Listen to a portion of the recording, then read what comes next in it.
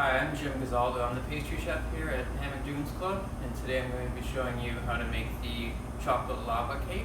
It's our cook-at-home meal today, this week, but it's actually the dessert, so it'll be for 2 people. Let me show you what's in the kit here. So in your kit, you're going to find your instructions here, step by step, so it'll go along with this video, along with every ingredient that you need for this recipe. Already measured out for you. So I'll go through the ingredients very briefly. First off, there's ingredients to make the cake, and then there's also ingredients to make the garnishes in the plate. And that'll be listed at the bottom of the instruction manual down here. So we have chocolate. This is a 74% bittersweet chocolate. We have butter. And then we have eggs. This is whole eggs and egg yolks, and I'll explain a little bit about the eggs during the video. Powdered sugar and flour. Everything will be labeled. And then vanilla. So that would complete the ingredients for the cake itself. And then for Play-Doh, we have some cream and some sugar to make your own Chantilly cream. We have some raspberry coulis and fresh raspberries for garnish.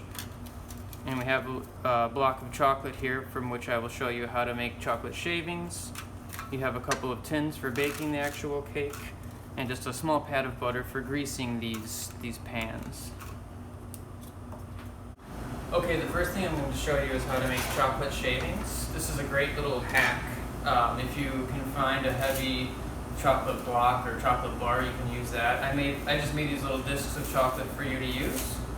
And this is something you can do at any point in the process if there's some downtime, or if you have an extra set of hands, a helper who wants something to do, this is something they can do while you're preparing the cakes. So all you do is take a regular old potato peeler.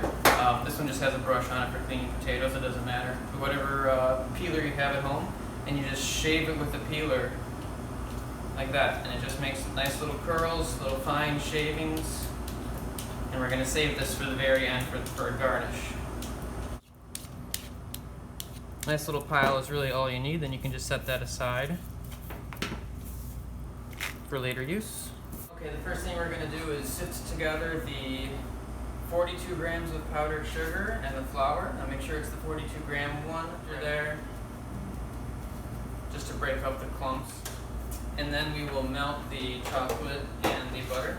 But when you microwave it, you need to be careful that you don't burn it, so you do it in little bursts. It depends on the microwave strength. My microwave, I'll do 30 seconds at first, and then I'll come down to 15 seconds at a time, stirring in between each time. So while your butter and your chocolate are melting, would be a good time to preheat your oven. If you have a standard oven, I would say 375 is a good temperature. If you have a convection oven, a little lower, 350.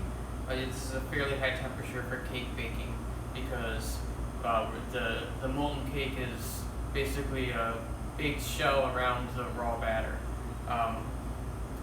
So that being said, I want to go into the egg product a little bit. So I'm including liquid whole eggs and liquid yolks, and the reason I'm doing liquid eggs is because they're pasteurized to keep it safe, because as I said, it's not fully cooked. So if in the future you want to make this recipe on your own, you can get pasteurized eggs. You can usually find pasteurized whole eggs. See, we have our chocolate melted now, our butter's melted. What we're going to do is combine the butter and the chocolate together.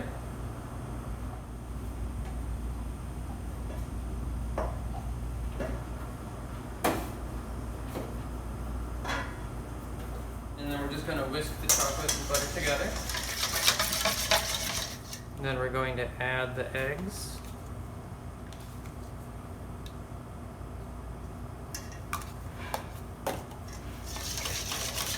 Whisk those together to combine them. And I enclosed about 1 gram of vanilla extract, so do about half of that into here and save the rest for the whipped cream. And then we're going to add our sifted dry ingredients, the powdered sugar. Just whisk that together to combine. Next we're going to grease our baking tins. And I enclose a little bit of butter. You can just use a paper towel or a napkin, just a little piece of paper towel, or you can just use a gloved hand, whatever works for you. Just to make sure that the inside corners and side walls of these containers have a thin coating of butter so that the cake will unmold correctly. And this cake batter will get deposited evenly between the two. It'll be just below the ridge, just below the line that runs along the rim.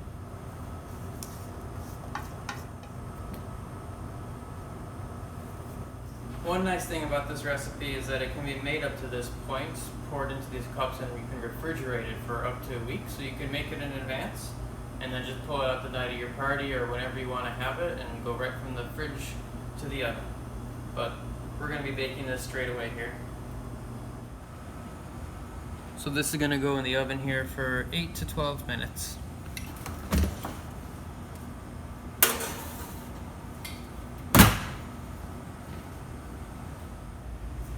While your cakes are baking, it would be a great time to make the Chantilly cream. You can make that ahead, but there's a little bit of a downtime while that's baking, so let's just go ahead and do that now.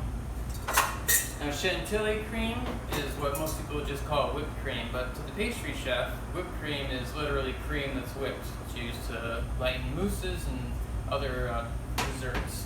But Chantilly cream is cream that's whipped with sugar and vanilla. Plus, let's be honest, it just sounds fancier. So we're going to take our cream. I gave 4 ounces of cream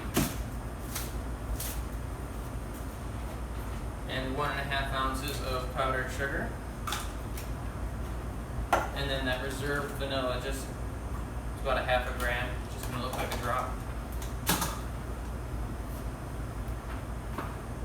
So we'll put it in the bowl of an electric mixer, and I'll just whip it a little bit just to make sure that all that sugar is combined and dissolved in there. Start it out low.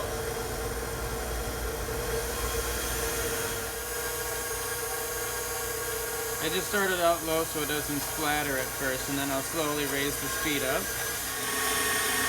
And you can see the cream thickening. We'll set that aside to reserve for later. Okay, so I just pulled my chocolate cakes out of the oven. As you can see, they puff up slightly. They were in there for about 8 minutes. And I test for doneness by poking around the rim here. It should be set around the edge, but still soft in the center. So I stick my skewer in right along the edge and see that it comes out clean. Then we're gonna set that aside and let it rest for a couple minutes before we plate up.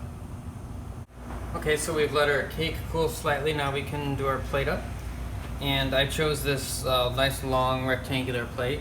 I like square plates for desserts, but any plate will do. You just need to change the arrangement a little bit if you use a round plate or a square plate.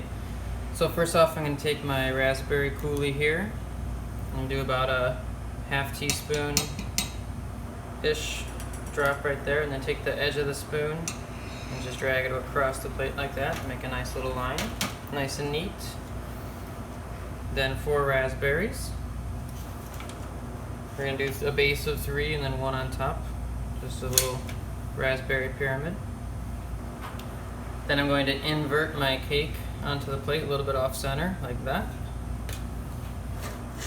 We want to make sure that that's slightly cooled so that the Chantilly cream doesn't melt right off the top of it. So we'll do a nice little dollop of Chantilly. It doesn't have to be perfect. Just a neat little dollop, and then these beautiful chocolate shavings that we made earlier right on top of the Chantilly. There you go. And then this is desserts for 2, so just do that one more time and you're all set for dessert. Hope you enjoy it.